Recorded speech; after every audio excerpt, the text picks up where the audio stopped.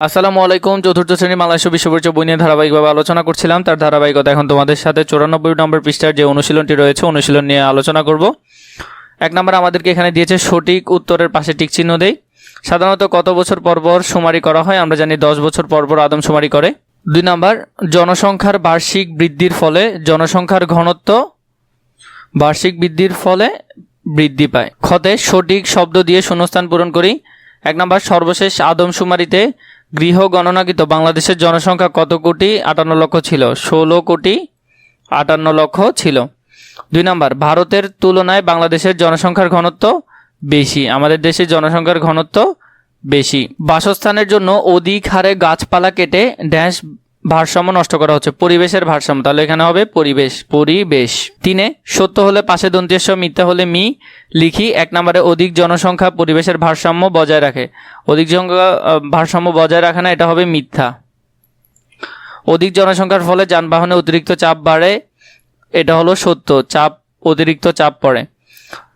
নদী নালায় ময়লা আবর্জনা ফেললে পানি দূষিত হয়, এটা সত্য, পানি দূষিত হয়। পরিবারের সদস্য সংখ্যা বেশি হলে অধিক সংখ্যক দক্ষ জনবল তৈরি হয়, এটা মিথ্যা। অধিক সংখ্যক দক্ষ জনবল তৈরি হয় না। ঘতে যদি দেখি বাম পাশের বাক্যাংশের সাথে ডান পাশের বাক্যাংশ মিল করো, বাম পাশ এবং ডান পাশ।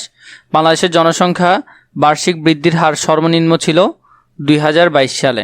জনসংখ্যার ঘনত্বের দিক থেকে বাংলাদেশের অবস্থান বিশ্বে 10ম। পাহাড় ও গাছপালা কাটা বন্ধ হলে পরিবেশের ভারসাম্য রক্ষা পাবে। যেখানে সেখানে ময়লা আবর্জনা ফেললে পরিবেশ দূষিত হয়। এরপর মধ্যে সংক্ষিপ্ত প্রশ্ন দিয়েছে এখানের মধ্যে 1 নম্বর পরিবারের সদস্য কম হলে কি কি সুবিধা হয়? 2 নম্বর 2001 থেকে 2022 সাল পর্যন্ত জনসংখ্যা বৃদ্ধির হার কী ধরনের পরিবর্তন ঘটেছে? 3 আবাদি জমিতে বাসস্থান নির্মাণ কী রূপ সমস্যা সৃষ্টি করে? 1 নম্বরের মধ্যে পরিবেশের সদস্য কম হলে কি কি সুবিধা? পরিবারের সদস্য কম হলে বিভিন্ন ধরনের সুবিধা হয়, যেমন পরিবার তার সদস্যের খাদ্য, বস্ত্র, বাসস্থানের চাহিদা মেটাতে পারে। 2 নম্বর প্রয়োজনীয় স্বাস্থ্যসেবা নিশ্চিত করতে পারে। 3 নম্বর সদস্যদের সুশিক্ষায় শিক্ষিত করতে পারে। 2 নম্বর 2001 থেকে 2022 সাল পর্যন্ত জনসংখ্যা বৃদ্ধির হার কী ধরনের পরিবর্তন ঘটেছে? 2001 থেকে জনসংখ্যা বৃদ্ধির হার ছিল 1.58 এবং 2022 সালে ছিল 1.22।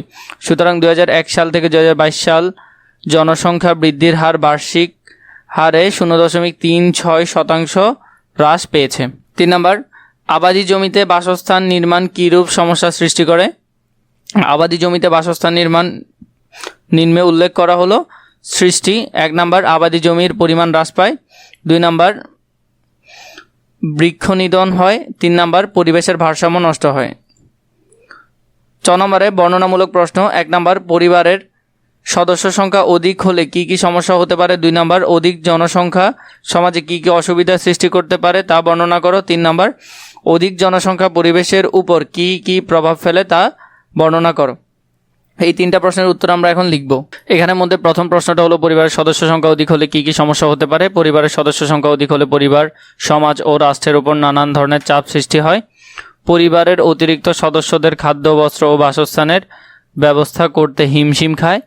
আবাদি জমি নষ্ট করে এবং গাছপালা কেটে বাসস্থান তৈরি করতে হয়। সদস্যদের প্রয়োজনীয় শিক্ষা ও স্বাস্থ্যসেবা প্রদান করতে পারে না। 2 নম্বর অধিক জনসংখ্যা সমাজে কি কি অসুবিধা সৃষ্টি করতে পারে তা বর্ণনা করো। অধিক জনসংখ্যা সমাজে বিভিন্ন ধরনের অসুবিধা সৃষ্টি করে, যেমন জনগণের খাদ্য, বস্ত্র, বাসস্থানের চাহিদা পূরণ হয় না।